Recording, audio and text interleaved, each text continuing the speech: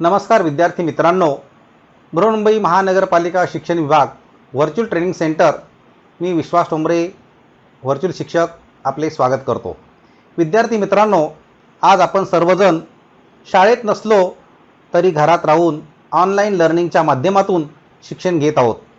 या माध्यमाचा आणि अध्यापन अध्ययनाच्या प्रक्रियेचा आपल्याला नक्कीच फायदा होईल अशी आशा आहे। त्याचबरोबर आपल्या शिक्षण प्रक्रियेत खंड पडणार नाही, म्हणूनच बृहन्मुंबई महानगरपालिका शिक्षण विभागाने हा उपक्रम सुरू केला आहे।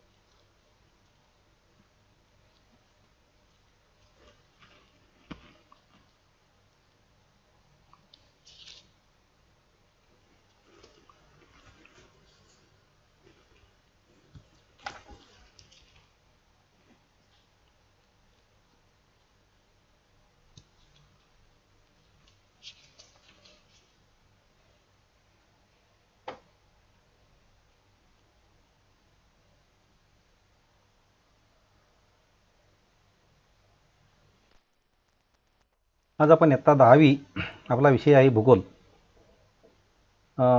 यामध्ये आपण आज जो पाठ पाहणार आहोत त्या पाठाचं नाव आहे अर्थव्यवस्था आणि व्यवसाय। आपण भारत आणि ब्राझील या दोन देशाचा अभ्यास करत आहोत।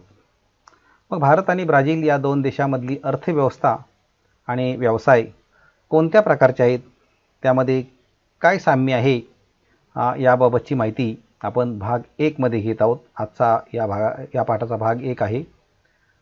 त्याचबरोबर या ठिकाणी दोन देशाचे आपल्या समोर जे नकाशे दाखवले गेले आहेत भारत आणि ब्राझीलचा, त्याचा स्थान विस्तार जर पाहिला आपण तर या नकाशावरून आपल्या लक्षात येईलच।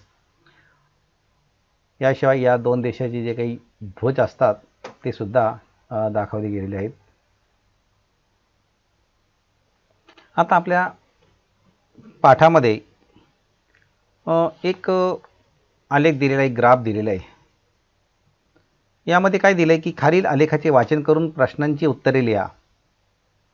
आपण अर्थव्यवस्था आणि व्यवसाय याबाबतचा विचार करतोय। त्यामध्ये या आलेखामध्ये हा आलेख याचं आपण वाचन करायचं आहे। या आलेखामध्ये राष्ट्रीय उत्पन्न GNP आणि सन 1960 ते 2016 दशलक्ष US डॉलर्समध्ये येते। नंतर इथे काही प्रश्न दिलेले त्या संदर्भामध्ये। तसे प्रश्न 2016 साली कोणत्या देशाचे राष्ट्रीय उत्पन्न सर्वाधिक होते आणि किती। दुसरा एक प्रश्न आहे की ब्राझील आणि भारत यांची तुलना करता 1980 साली कोणत्या देशाचे राष्ट्रीय उत्पन्न अधिक होते। तिसरा आहे ब्राझील आणि भारत यांची तुलना करता 2016 साली कोणत्या देशाचे राष्ट्रीय उत्पन्न अधिक होते। पुढचा प्रश्न आहे 2016 साली भारत आणि ब्राझील या देशामधील स्थूल राष्ट्रीय उत्पन्नातील फरक सांगा।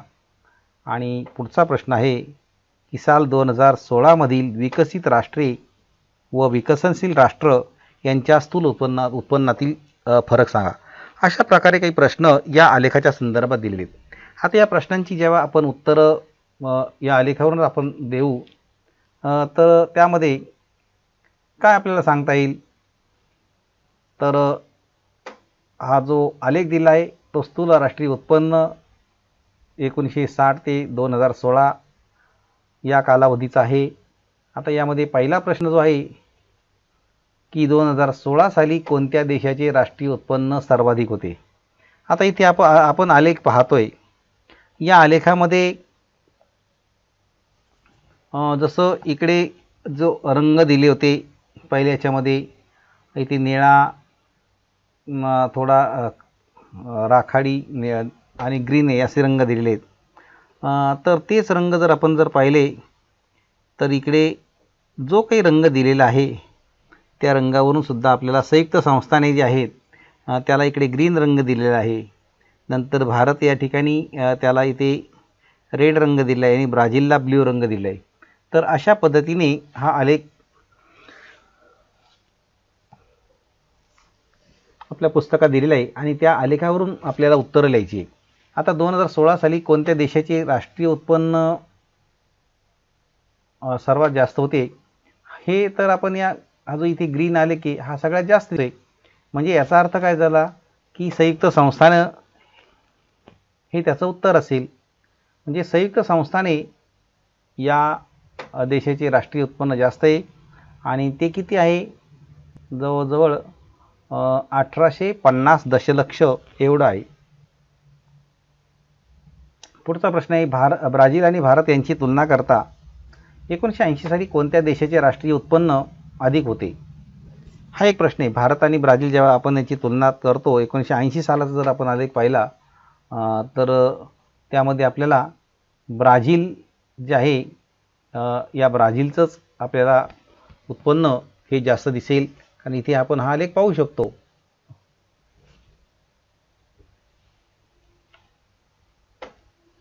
म्हणजे त्या मागच्या आलेखावरून आपल्याला त्याची उत्तरं ही सांगता येतील.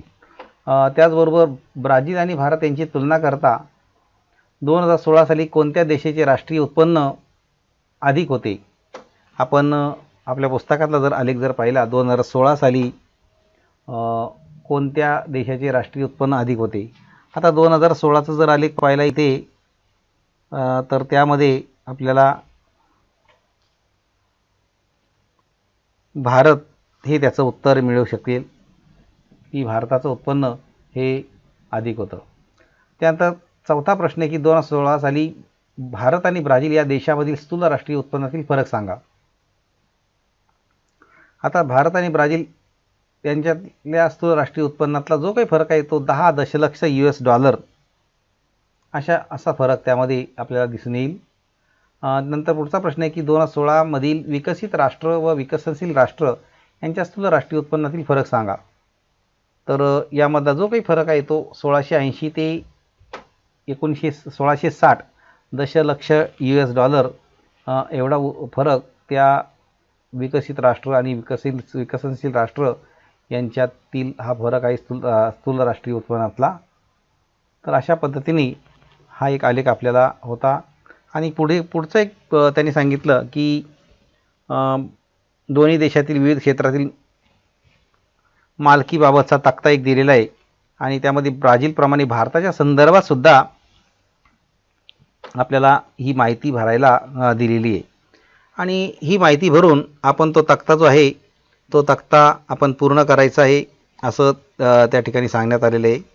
मग हा जो तक्ता आहे तो जर तक्ता पाहिला आपण तर इकडे पहिलं त्यामध्ये भारत दिलेला आहे आणि दुसऱ्या भागामध्ये क्षेत्र विभाग आणि ब्राझील.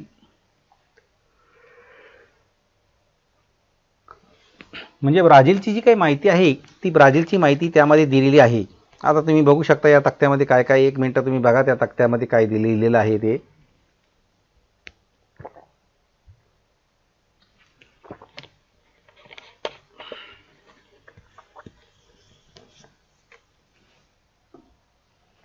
मग आता आपण भारताचा विचार करूया. बँकांचा व्यवसाय ब्राझीलचा काय होता, खाजगी आणि सार्वजनिक. मग भारताचा काय होता, काय तो पण 1 नंबर सारखाच आहे. म्हणजे 1 नंबर कोणाला दिला आहे की खाजगी, ब्राझीलला दिला आहे की खाजगी आणि सार्वजनिक. तसंच भारताचा सुद्धा तीच आहे बँकांचा व्यवसाय. आता रेल्वेच्या बाबतीमध्ये रेल्वे खाजगी आणि सार्वजनिक असं दोन्ही क्षेत्र दिलेलं आहे. कोणाचं, ब्राझीलचं. मग आता तेच जर आपण समजा भारताचं काय असेल तर त्याचं 4 उत्तर दिलेलं इथे. तर 4 नंबर कशाला दिला आहे, मुख्यत्वे आपण सार्वजनिक जे काही क्षेत्र आहे त्या सार्वजनिक क्षेत्राला किती नंबर दिला आहे, 4. पुढचं खाजगी आणि सार्वजनिक क्षेत्र, विमान वाहतूक खाजगी आणि सार्वजनिक आहे. आता विद्युत निर्मिती ब्राझीलमध्ये सार्वजनिक आहे, मग भारतामध्ये काय आहे, सार्वजनिकाचे. त्यानंतर लोह आणि पोलाद उद्योग ब्राझीलमध्ये सार्वजनिक आहेत, भारतामध्ये काय आहे, सार्वजनिक आहे. त्यानंतर आरोग्य खाजगी आणि सार्वजनिक दोन्ही क्षेत्रामध्ये ब्राझीलमध्ये आहे, मग भारतामध्ये सुद्धा खाजगी आणि सार्वजनिक दोन्ही क्षेत्रामध्ये. शिक्षण ब्राझीलमध्ये मुख्यत्वे सार्वजनिक आहे, काही खाजगी आहे. मग भारतात काय आहे, तर तेच उत्तर आहे, सार्वजनिक आहे आणि काही खाजगी आहे. दूरसंचार काही ठिकाणी खाजगी आहे, काही सार्वजनिक, काही दोन्ही ठिकाणी, तर तेच भारतामध्ये सुद्धा तशीच परिस्थिती आहे, खाजगी आणि सार्वजनिक क्षेत्राची. तर अशा पद्धतीने हा आपण एक तक्तासुद्धा पूर्ण केलेला आहे.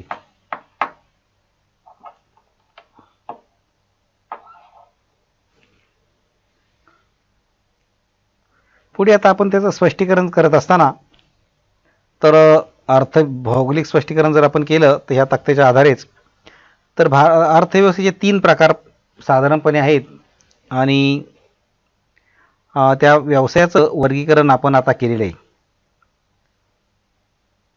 कारण कोणत्याही देशाची जी काही अर्थव्यवस्था असते ही त्या देशातील व्यवसाय, त्यांचे प्रकार आणि विकास दर यावर अवलंबून असते. आता अर्थव्यवस्था काय आहे, मुक्त अर्थव्यवस्था असेल, संमिश्र अर्थव्यवस्था असेल, साम्यवादी अर्थव्यवस्था असेल, तर अशा प्रकारे ही अर्थव्यवस्था असते. जसं खाजगी उद्योग आहे, नंतर भांडवलदारांचे आहेत, तसा एक आणि काही सरकारी उद्योग आहेत. तशा प्रकारे या अर्थव्यवस्थेतसुद्धा असे प्रकार आहेत. त्यानंतर आणखी एक तक्ता दिला आहे की खालील तक्त्यात काही व्यवसाय दिले, त्यांचे वर्गीकरण करा आणि योग्य राखण्यात टिकमार्क खूण करा. तर अशा प्रकारचे टिकमार्क करायचं आहे. आता यामध्ये दूरदर्शन प्रसारण प्राथमिक, द्वितीय आणि तृतीय कोणत्या प्रकारचा व्यवसाय आहे, तृतीयक. मधमाशा पालन प्राथमिक, द्वितीय, तृतीयक, प्राथमिक व्यवसाय. काथ्या आणि दोरी तयार करणे प्राथमिक, द्वितीयक, तृतीयक, प्राथमिक. गूळ तयार करणे प्राथमिक, द्वितीय, तृतीयक, द्वितीयक. नांगराचा फाळ बनवणे प्राथमिक, द्वितीयक, तृतीयक, द्वितीयक. घराचे बांधकाम प्राथमिक, द्वितीय, तृतीयक, तृतीयक. लोहखनिज काढणे प्राथमिक. वाहन निर्मिती द्वितीयक. भात उत्पादन प्राथमिक, द्वितीय, तृतीयक, प्राथमिक. अध्यापन प्राथमिक, द्वितीय, तृतीयक, तृतीयक. बस चालवणे प्राथमिक, द्वितीयक, तृतीयक, तृतीयक. निवासाची आणि जेवणाची सोय करणे प्राथमिक, द्वितीयक, तृतीयक, तृतीयक. तर अशा पद्धतीने आपण हा रकाना सुद्धा आता पूर्ण केलेला आहे. आता पुढे जाऊया आपण. भारत आणि ब्राझील मधील आर्थिक व्यवसाय जो आहे त्यामध्ये वर्तुळं दिलेली आहेत, विभाजित वर्तुळं 2 देशामधली, आणि त्यामध्ये स्थूल आंतरदेशीय उत्पादनाचं योगदान त्यामध्ये दिलेले आहे आणि त्या देशातील लोकसंख्येची विविध व्यवसायातील टक्केवारीसुद्धा त्या वर्तुळांमध्ये दिलेली आहे. तर या विभाजित वर्तुळांचा काळजीपूर्वक आपल्याला अभ्यास करायचा आहे आणि त्यामध्ये जे काही प्रश्न दिलेले आहेत ते प्रश्न आपल्याला त्याखाली प्रश्न सोडवायचे आहेत. आता ती वर्तुळं आणि ते प्रश्न आपण बघूया. इथे ही वर्तुळं आहेत. या वर्तुळामध्ये या वर्तुळाच्या संदर्भात जे काही प्रश्न दिलेत तर त्यामध्ये प्राथमिक व्यवसायामध्ये गुंतलेल्या लोकसंख्येची टक्केवारी कोणत्या देशात जास्त आहे. आता या वर्तुळांमध्ये बघा काय दिले, प्राथमिकला निळा रंग दिला आहे, द्वितीयकला रेड रंग आहे आणि तृतीयकला करडा रंग आहे किंवा राखाडी रंगाचा रंग दिला आहे. मग आता आपल्याला उत्तर शोधायचं आहे. प्रश्न काय आहे, प्राथमिक व्यवसायामध्ये गुंतलेल्या लोकसंख्येची टक्केवारी कोणत्या देशात जास्त आहे. आता इथे प्राथमिक व्यवसायाला निळ्या रंगाचं चिन्ह आहे, म्हणजे निळ्या रंगामध्ये जी काही टक्केवारी आहे ती जर आपण पाहिली तर ती टक्केवारी भारताच्या संदर्भामध्ये आहे. कारण भारताला जो काही रंग दिला आहे तो निळा रंग आहे भारताला. आपण पाहू शकतो भारत आणि ब्राझीलचा जो काही भाग आहे तो भारताला निळा रंग दिलेला आहे. पुढचा प्रश्न आहे, म्हणजे जर टक्केवारी पाहिली तर हा निळा रंग या ठिकाणी जास्त आहे.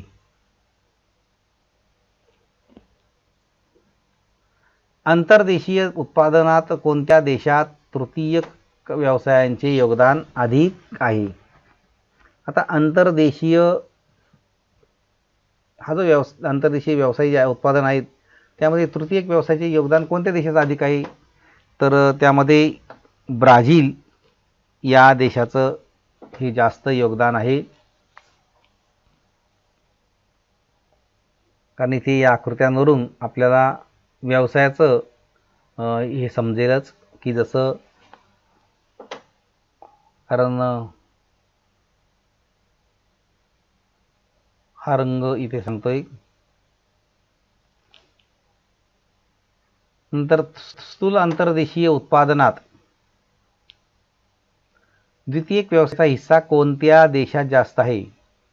आता या ठिकाणी स्थूल अंतर्देशीय उत्पादनात द्वितीयक व्यवसायामध्ये बघा रेड रंग दिला आहे आणि तो जो हिस्सा आहे तो ब्राझीलमध्ये जास्त आहे, ब्राझीलचा, हे आपल्याला दिसून येईल.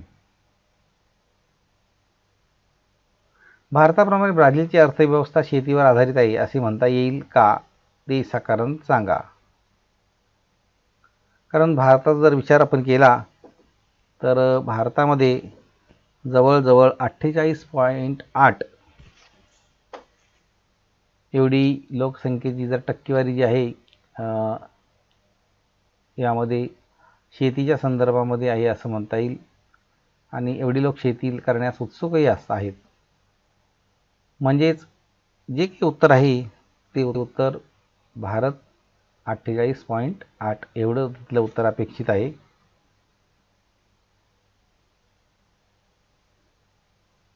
म्हणजेच भारताचे राष्ट्रीय उत्पन्न ब्राझीलपेक्षा अधिक आहे आणि ब्राझील हा जगात खाणकाम, शेती आणि वस्तुनिर्माण उद्योगात अग्रेसर आहे. या देशातील सेवा व्यावसायिक मोठ्या प्रमाणात वाढलेला आहे. भारतातील सेवा व्यवसाय वाढत असले तरी भारतात शेती हाच प्रमुख व्यवसाय आहे. म्हणजे भारताचा प्रमुख व्यवसाय कोणता आहे? शेती. आता या भारताप्रमाणे ब्राझीलची अर्थव्यवस्था जर आपण पाहिली तर ब्राझीलची अर्थव्यवस्था मिश्र स्वरूपाची आहे. दोन्ही देशांची अर्थव्यवस्था विकसनशील आहे.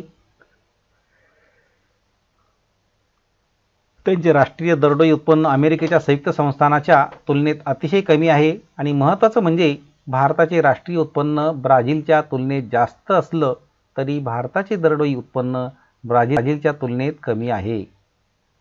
बघा काय सांगितलंय की महत्त्वाचं काय की भारताचे राष्ट्रीय उत्पन्न ब्राझीलच्या तुलनेत जास्त आहे परंतु भारताचे दरडोई उत्पन्न मात्र ब्राझीलच्या तुलनेमध्ये कमी आहे. म्हणजे दरडोई उत्पन्न मात्र कमी आहे भारताचं पण राष्ट्रीय उत्पन्न मात्र जास्त आहे.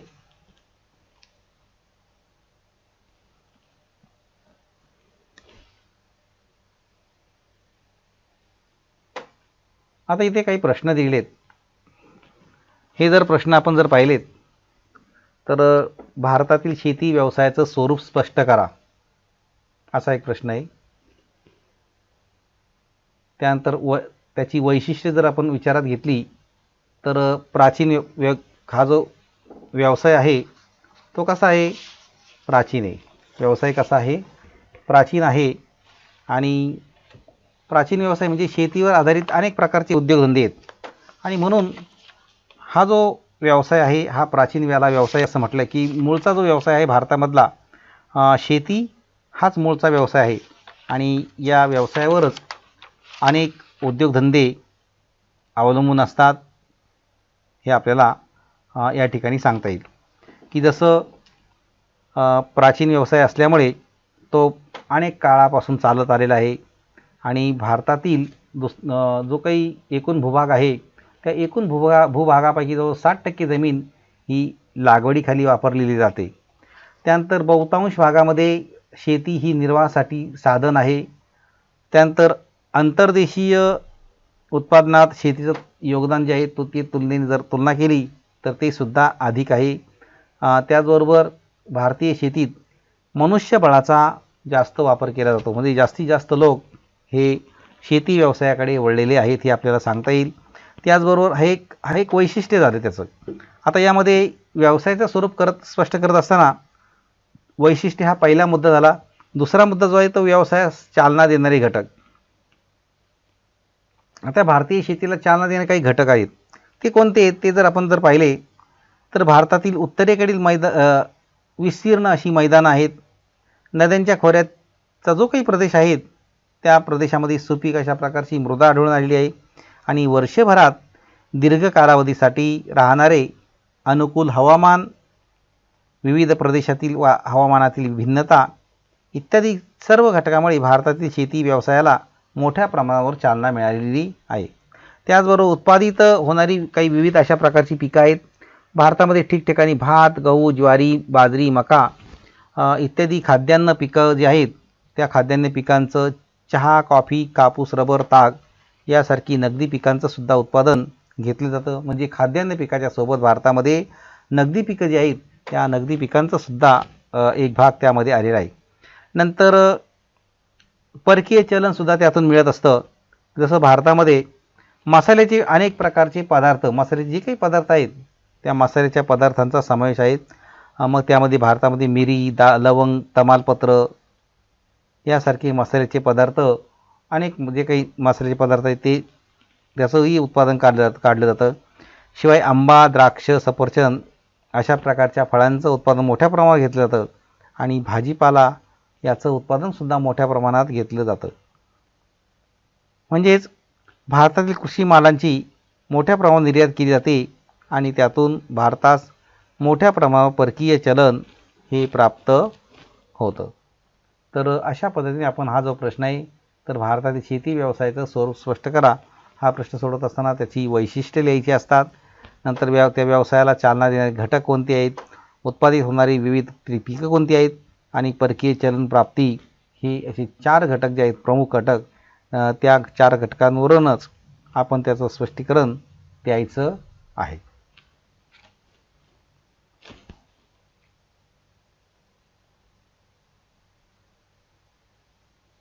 आता इथे आणखीन एक तक्ता दिलेला आहे. तो तक्ता काय सांगतो की 1960 ते 2016 या ठिकाणचं दरडोई उत्पन्न जे आहे हे दरडोई उत्पन्न US डॉलरमध्ये दिलेलं आहे. काय आहे देशाचं नाव आणि त्या ठिकाणचं सन दिलं आहे की जसं आपण जर पाहिलं तर इथे भारत 1960 मध्ये भारताचं भारत आणि संयुक्त संस्थानं, तर ब्राझीलचं 1960 मध्ये किती आहे दरडोई उत्पन्न 240, भारताचं 90 आणि संयुक्त संस्थानाचं किती आहे 3250. नंतर 1980 मध्ये ब्राझील 2010 आहे, भारत 280 आहे आणि अमेरिकी संयुक्त संस्थाने 14,230. त्यानंतर इकडे 2000 सालामध्ये 3060 हे ब्राझीलचं दरडोई उत्पन्न आहे, भारताचं 450 आहे आणि संयुक्त संस्थानांनी 37470. 2016 मध्ये ब्राझील 8840, भारत 1680 आणि अमेरिका संयुक्त संस्थाने 56,280 एवढं दरडोई उत्पन्न US डॉलर्समध्ये आहे. तर अशा प्रकारे या ठिकाणी या आलेखावरून काय समजतं की अमेरिकेची संयुक्त संस्थाने हा विकसित अशा प्रकारचा देश आहे हे आपल्याला समजतं त्यावरून. त्याचबरोबर या देशातील लोकसंख्या जास्त असली तरीसुद्धा ती भारतापेक्षा कमी आहे आणि ती लोकसंख्या कशी आहे साक्षरसुद्धा आहे. या देशाकडे अनेक स्वामित्व हक्क, त्याला पेटंट्स असं म्हटलं गेलेलं आहे आणि आधुनिक तंत्रज्ञान आणि यांत्रिक बळाचं सामर्थ्य आहे आणि त्यामुळे राष्ट्रीय दरडोई उत्पन्नाच्या बाबतीमध्ये हा देश ब्राझील आणि भारतापेक्षा खूप पुढे आहे.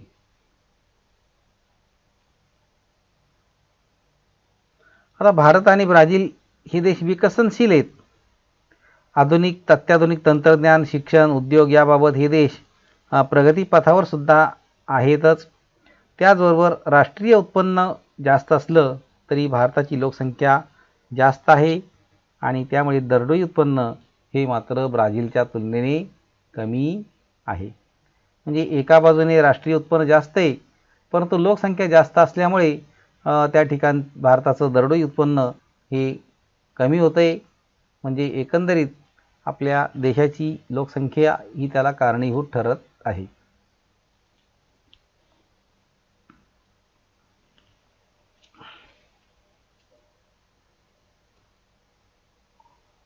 आता इथे एक नकाशा दिला आहे आणखी की जसं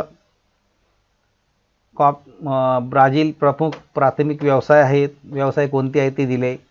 नंतर जसं कॉफी म्हणजे ब्राझीलच्या आग्नेय किनारपट्टीतलं प्रमुख पीक आहे. अन्नधान्याची जी पीक आहे भात आणि मका हे प्रमुख पीक आहे. नंतर रबराचं केंद्र अमेझॉन नदीचा खोरा आहे आणि ब्राझीलमध्ये विविध भागामध्ये अशा प्रकारची ही पिकं घेतली जातात आणि त्याचा हा नकाशा आपल्यासमोर आहे. जसं कॉफी, तांदूळ, सोयाबीन, मका, ऊस, काकोवा, रबर, केळी, संत्री आणि अननस अशा प्रकारची पिकं ही ब्राझीलमध्ये घेतली जातात.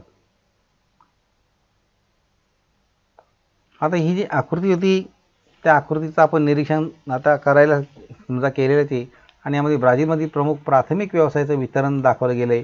त्यावर चर्चा करून खालील मुद्द्यांच्या आधारे तुम्ही केलेले जे काही निरीक्षण आहे ते नोंदवायचं आहे. मग ते कोणते मुद्दे होते? ब्राझीलच्या कोणत्या भागात कॉफीचे उत्पादन प्रामुख्याने घेतले जातं? ब्राझीलमध्ये कोणकोणती अन्नधान्य पिकं घेतली जातात आणि पिकांचं वितरण लक्षात घेता हवामानाचा अंदाज करा. आणि त्याचबरोबर रबराचे उत्पादन कोठे केंद्रित झालेले आहे? तर अशा प्रकारचे काही प्रश्न हे आपल्याला लिहायचे आहेत आणि त्याच्या नोंदी आपण ठेवायच्या आहेत. पुढे आणखीन एक तक्ता दिलाय पूर्ण करायला. जसं अन्नधान्य पीक आणि उत्पादन साधन क्षेत्र हा एक तक्ता आहे. तो पूर्ण करताना अन्नधान्य पीक भात आणि मका, भारत किनारपट्टी भाग आणि मका मध्यभाग, नगदी पिकं कॉफी, काकोवा आणि म्हणजेच कोको. मराठीमध्ये आणखी त्याच्यामध्ये उत्पादनाचं जे काही क्षेत्र आहे त्यामध्ये कॉफी ब्राझीलची उच्चभूमी, काकोवा पूर्व किनारपट्टीचा भाग, रबर अमेझॉन नदीचं खोरं, ऊस ईशान्य भाग आणि फळे आणि फळभाज्या या बाबतीमध्ये केळी, अननस, संत्री, इतर लिंबूवर्गीय फळे आणि ब्राझील उच्चभूमी आणि किनारपट्टीचा भाग. तर अशा प्रकारे हा एक तक्तासुद्धा आपण पूर्ण केलेला आहे. आता या शेतीच्या संदर्भामध्ये जर माहिती पाहिली तर ब्राझीलची उच्चभूमी आणि किनारी प्रदेशात शेती हा प्रमुख व्यवसाय केला जातो. त्या ठिकाणी अनुकूल अशा प्रकारचं हवामान आहे. त्या ठिकाणची भूरचना यामुळे विविध प्रकारची पिकं घेतली जातात. भात आणि मका ही प्रमुख अन्नधान्याची पिकं आहेत. मक्याचं पीक प्रामुख्याने मध्यभागात घेतलं जातं. कॉफी, सोयाबीन, काकोवा म्हणजे कोको, रबर आणि ऊस या नगदी पिकांचं उत्पादनही मोठ्या प्रमाणात घेतलं जातं. ब्राझील हा कॉफी आणि सोयाबीनच्या निर्यातीत अग्रेसर अशा प्रकारचा देश आहे. कॉफीचं उत्पादन मिनास जेराईस, साओ पावला या राज्यामध्ये घेतलं जातं. याशिवाय केळी, अननस, संत्री आणि इतर लिंबूवर्गीय फळांचं उत्पादनसुद्धा ब्राझीलमध्ये घेतलं जातं. तर अशा प्रकारे ही ब्राझीलची शेती याचासुद्धा आपण विचार केला आहे. नंतर खाणकामाचा जर आपण विचार केला तर त्या खाणकामामध्ये सुद्धा इथे आकृती दिली आहे आणि त्यामध्ये ब्राझीलच्या कोणत्या भागात खाणकाम व्यवसाय विकसित झालेला नाही त्याची कारणं काय असावीत त्यासाठी आपल्याला ब्राझीलचा नकाशा आहे तो आपण नीटपणे पाहायचा आहे. नंतर खनिजाची उपलब्धता लक्षात घेता उद्योगाचा विकास कोणत्या प्रदेशात झाला असेल ते सांगायचं आहे. ब्राझीलच्या आग्नेय किनाऱ्याजवळ मासेमारी व्यवसायाचं विकेंद्रीकरण झाले आहे त्याची 2 कारणं लिहायची आहेत. आणि ब्राझीलमध्ये मोठ्या नद्या आहेत तरी अंतर्गत भागात मासेमारीचा विकास का झालेला नाही. आणि पुढचा प्रश्न आहे की ब्राझीलच्या किनाऱ्याजवळ उष्ण आणि थंड सागरी प्रवाहाची नावं सांगा. हे सगळं तुम्ही जेव्हा नकाशाचा अभ्यास करणार त्यानंतरच तुम्हाला या प्रश्नांची उत्तरं लिहिता येतील. या घटकाची बरीचशी माहिती देण्याचा प्रयत्न करण्यात आलेला आहे.